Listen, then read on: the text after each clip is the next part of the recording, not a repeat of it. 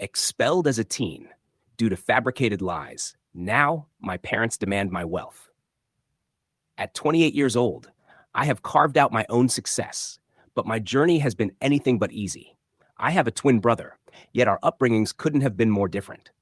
While my parents placed him on a pedestal, convinced he was destined for greatness, I was unfairly cast as the problem child simply because I enjoyed sports and making friends more than obsessing over academics.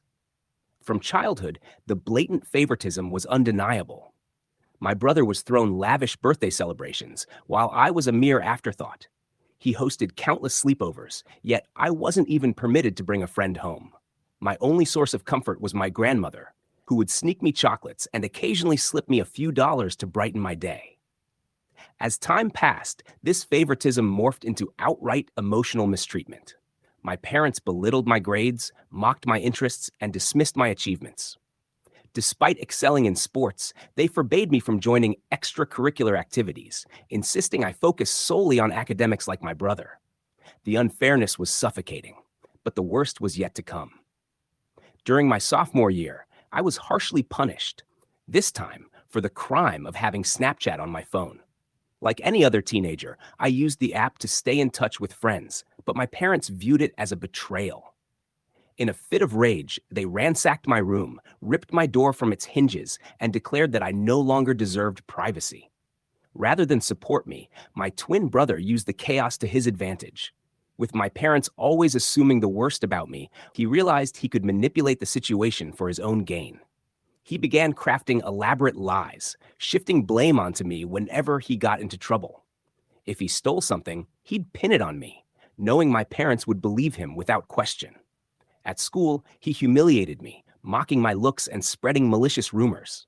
His jealousy festered, especially when he struggled socially, while I easily made friends. On our 14th birthday, his resentment boiled over. None of his friends showed up, while mine took me out for ice cream, making it one of my happiest days. Fueled by envy, he set out to destroy my reputation. He spread falsehoods, claiming I was a spoiled brat and, worse, that I was physically abusive toward him. To make his lies more convincing, he went to disturbing lengths. He inflicted injuries on himself, black eyes, bruises, then paraded them at school, presenting them as proof of my alleged violence. At home, when questioned, he brushed it off as roughhousing with friends. His deceit took hold like wildfire. Soon, whispers followed me through the halls. Friends who once laughed with me grew distant. Invitations dwindled. Even teachers began eyeing me with suspicion. The rumors transformed from petty gossip into something more insidious, reshaping how people saw me. The breaking point came when the lies reached the principal. My worst nightmare unfolded. My brother and I were summoned to his office, along with our parents. As the principal demanded answers, I clung to the desperate hope that my brother would finally tell the truth. Instead, he doubled down. He painted me as a relentless bully, seething with jealousy over his supposed place in our parents' hearts. My mother dissolved into tears, clutching my brother as if he were a victim. My father, in a dramatic display of false heroism, vowed to protect him at all costs. I pleaded, insisted, fought to defend myself, but their minds were already made up. I had been cast as the villain in my own story. I was suffocating in a flood of accusations, desperately struggling to rise above the surface. But my brother wouldn't relent. He kept pushing, insisting that I was an irate, aggressive person who unleashed my frustrations on him daily. My mother's tears kept falling as she clung to my brother, throwing me condemning glances. It felt like battling an unshakable wall of belief in his fabricated tale. The principal reprimanded me harshly, declaring that the school had zero tolerance for bullying and that my actions warranted suspension. I pleaded with him, begging not to be expelled, but he simply shook his head, saying he couldn't overlook it. Tears streamed down my face as I desperately tried to convince him that I had done nothing wrong, but his decision was final. 10 days of suspension, meant to serve as an example to others. The weight of it crashed down on me, and I broke down, pleading for reconsideration. My parents, seething with anger and humiliation, dragged me out of the principal's office. I resisted, wanting to defend myself, to make them see the truth, but they refused to listen. We left the school, my heart heavy with injustice and shame. When we arrived home, everything took an unexpected turn. Out of nowhere, my father began packing my belongings. I stood frozen, shocked and disoriented, unable to comprehend what was happening. My mother questioned him, but he just shouted that I couldn't stay under the same roof as my brother any longer. Falling to my knees, I pleaded with my brother to tell the truth, but he remained cold, unmoved by my desperation. My father continued, hurling my packed suitcase into the foyer. I clung to his legs, sobbing, begging him not to throw me out. It felt like a nightmare unfolding in real time. With a final, devastating blow, he told me that a bully like me didn't deserve to live in his house. If my grandmother was willing to take me in, she could, but as far as he was concerned, I was no longer welcome. The ground beneath me shattered. I stood there in stunned silence, surrounded by my scattered belongings, officially cast out of my own home. Eventually, my grandmother arrived. She gathered my things, helped me into her car, and secured my seatbelt before marching up to my parents' door. She rang the bell, and the moment my father opened it, she erupted in fury. With unwavering conviction, she berated him for his cruelty, warning that if he ever dared to contact me again, she wouldn't hesitate to involve the authorities. What he had done to me, a child, could very well land him in jail. My mother, attempting to shift the blame, insisted that this was my fault. But my grandmother wasn't having it. She stood her ground, firmly defending me, emphasizing that I was just a child who didn't deserve such ruthless treatment. For the first time in my life, I saw the sheer strength in my grandmother. She didn't cower before my parents. She didn't believe their narrative. She believed me. As we drove away, I left behind the only home I had ever known. The grief was indescribable. I spent days in bed, unable to eat despite my grandmother's gentle encouragement. When I finally found the strength to tell her everything my brother had done, she was stunned, but she reassured me she was on my side. And for once, I wasn't completely alone. When my 10-day suspension ended, the thought of returning to school felt like walking into a den of lions. As I stepped through the hallways, the judgment was palpable. Whispers, sidelong glances, silent condemnation. The weight of the false accusations clung to me like a shadow. My brother completely ignored me, acting as if I didn't exist. He had gained sympathy from students who believed his story, painting himself as the helpless victim of my supposed attacks. No matter how much I tried to tell my side, it fell on deaf ears. I was an outcast, marked by an unjust label that followed me everywhere. The classroom, the cafeteria, the corridors. Every gaze that met mine was filled with distrust and disdain. I became a loner. I kept my head down, attended my classes, ate alone, and went straight home. No one wanted me there. Throughout it all, my parents never once called to check on me. My grandmother, however, constantly reminded me that none of this was my fault, that life would eventually turn around. I graduated high school with strong grades, holding on to the hope that college would bring a fresh start. And it did. For the first time, I experienced true freedom. No one monitored my every move. No one compared my achievements. No one was trying to compete with me. I met new people, formed friendships with like-minded individuals, and despite the scars, both emotional and physical, that my family and peers had left behind, I focused on embracing this new chapter. During this time, I discovered my passion for content writing. I had always dreamed of being a writer, but had convinced myself it wasn't a viable path. However, needing extra income, I turned to freelancing. I signed up on various platforms and gradually secured work with well-known clients, slowly building my portfolio. All through college, I maintained this side hustle, never once asking my parents for financial support. By the time I graduated, I realized something. Unlike the corporate world, writing was what I truly loved. And I was going to make it my full-time career. I was thriving, thanks to multiple clients and the enduring professional relationships I had built with them. These connections allowed me to be involved in numerous projects, solidifying my freelancing career. Having an established freelance profession not only granted me financial independence, but also gave me the freedom to explore the world as a digital nomad. Traveling became a form of healing for me, though the journey was far from easy. I saved as much as I could and took a leap of faith. Over the years, I have visited countless places, yet there's still so much left to see. Throughout everything, the only person I truly considered family was my grandmother, whom I adored deeply. She was saddened when I moved out, but she understood my need to carve my own path. Despite my demanding schedule, I made it a priority to be there for her whenever possible. I visited on weekends, sharing meals and engaging in conversations that ranged from childhood memories to recent events. I would dedicate entire afternoons to helping her with household chores or accompanying her to the local park for a relaxing walk. Recently, I completed one of the most significant projects of my career. While I can't disclose the brand, I was fortunate enough to write blogs and product descriptions for them. After the project wrapped up, I asked the team I collaborated with to leave positive feedback on my website, which they gladly did. I took screenshots of some of their reviews and shared them on Instagram, knowing that working with this brand was a major milestone. As expected, many fellow content writers reached out to congratulate me and even reshared my story, helping spread the word. That's when I started receiving messages from strangers seeking assistance with their websites. My relatives also noticed, and some reached out with congratulations. Eventually, I was contacted by my college principal. Having seen my professional success, he invited me to conduct a seminar for students on how to build a career in content writing. The idea of public speaking made me nervous, but I decided to take a chance and accepted. Standing before an eager audience, sharing my journey and insights, felt like a full circle moment. I spoke about the struggles I faced and how I persevered to sustain myself, despite the challenges. It was an incredibly fulfilling experience to inspire others and contribute to the growth of the writing community. Some clips from my talk started going viral in Facebook groups, resonating with many people. Being recognized for my hard work felt deeply rewarding.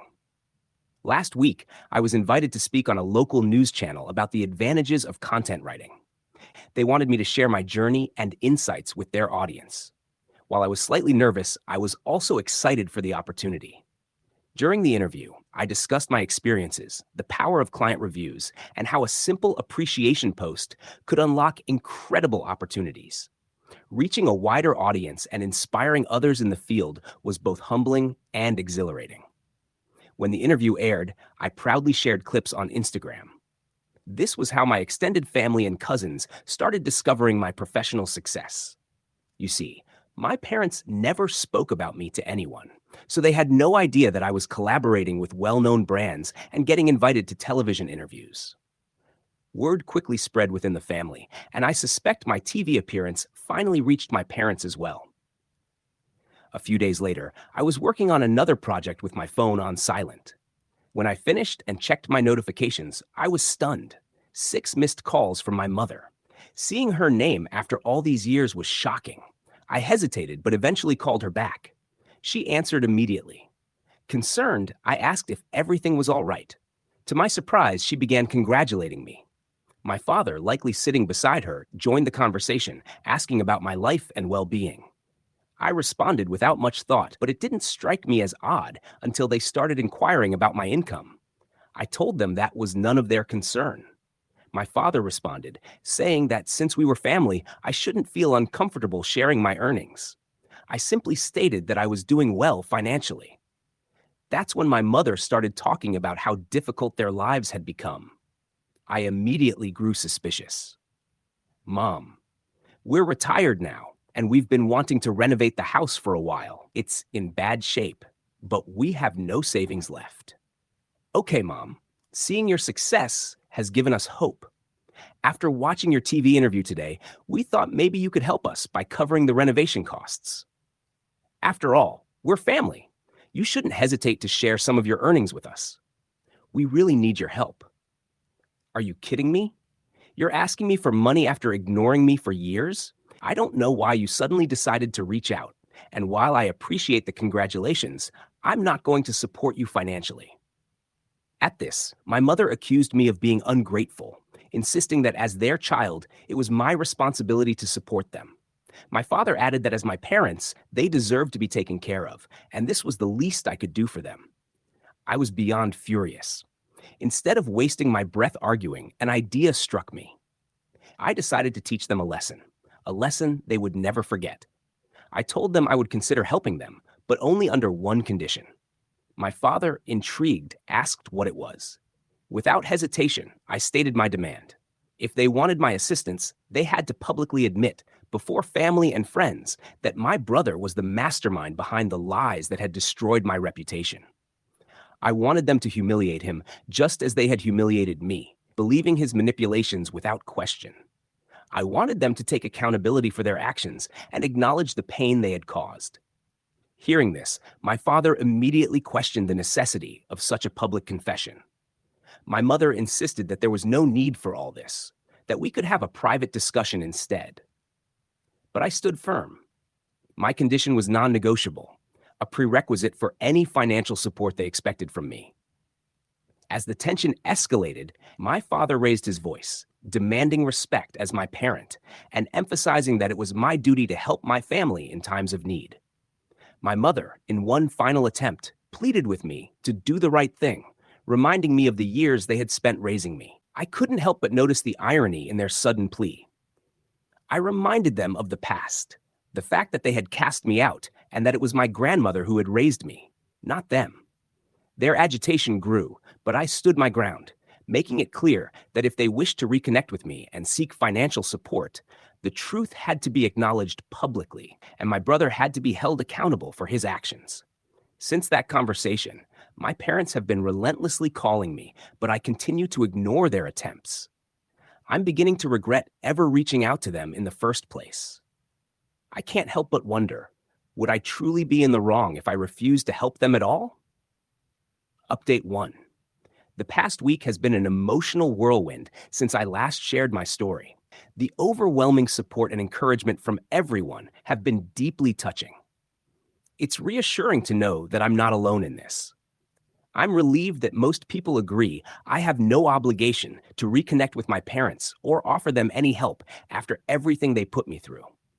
The only reason I gave them such a condition was because I knew it was practically impossible for them to comply.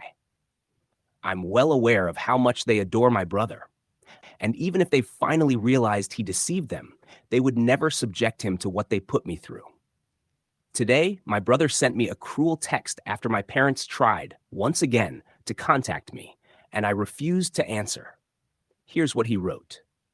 Hey sis, it's been ages since I last saw you, and honestly, my life has been amazing without you in it.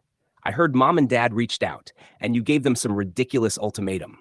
You do realize they'll never agree to it, right? They never cared about you, and they sure as hell won't do anything that harms me. I'll admit, I lied about you 15 years ago. But come on, that was forever ago. Stop being so selfish and move on already. You're unmarried, childless, and have no real responsibilities, so why not do the decent thing and pay for their home repairs? Be a better daughter. Reading his words felt like a knife to my chest. The sheer audacity to brush aside my pain and dismiss the terms I had set showed just how little empathy he had. His attempt to guilt trip me by emphasizing my single and child-free status was yet another layer of cruelty. Suggesting that I should prioritize their needs over my own well-being was not just offensive, but also proved how little he thought of me. Fueled by frustration and a deep desire for justice, I decided it was time to finally expose the truth. I sat down and wrote an email to my parents and extended family, laying bare the painful realities of my childhood. I described the suffocating, oppressive environment I endured under my parents' roof and the blatant favoritism between my twin brother and me. I also recounted the malicious, fabricated rumor my brother had spread about me in school, one that had devastating consequences and permanently damaged my reputation. I reminded them how my parents had abandoned me, leaving me to fend for myself, and how, if not for my grandmother, I might not have survived. At the end of the email, I included a screenshot of my brother's message where he outright admitted to lying about me. His confession was undeniable proof of the deception that had gone unchecked for far too long. I sent the email an hour ago, and I know it's only a matter of time before chaos erupts. I'll update you all once I see how my family reacts. Update 2. It's been a month since my last update, and so much has happened. As expected, my family exploded in response to my email. My parents faced a storm of criticism from relatives who had previously been oblivious to the extent of the emotional abuse and favoritism. Several family members reached out, expressing their shock and apologizing for not realizing what I had been through. Meanwhile, My parents and brother bombarded me with increasingly hostile and aggressive messages. Their words became so threatening that I consulted a lawyer who issued them a cease and desist letter. The notice warned them to stop all contact with me or face serious legal repercussions. Apparently, that was enough to scare them into silence because I haven't heard from them since. My grandmother wholeheartedly supports my decision to expose the truth, and her unwavering presence is all that matters to me. She's the only family I truly need. Update 3. 2 months have passed since my last update, and I'm happy to say that life has been moving in a positive direction. Professionally, my content writing business is thriving, and I continue to receive invitations to speak at seminars and podcasts, solidifying my reputation in the industry. On a personal level, my bond with my grandmother is stronger than ever. I recently took some time off work to be with her, and we spent the days in her garden, where she taught me about different flowers and herbs. Those quiet, meaningful moments, sharing meals, having deep conversations, or simply enjoying each other's company, are the ones I cherish most. Since receiving the legal notice, my family has made no further attempts to contact me, and I'm grateful for the peace that has brought. I've also started therapy to focus on healing, and I hope this journey will help me finally make peace with my past. For now, this will likely be my last update.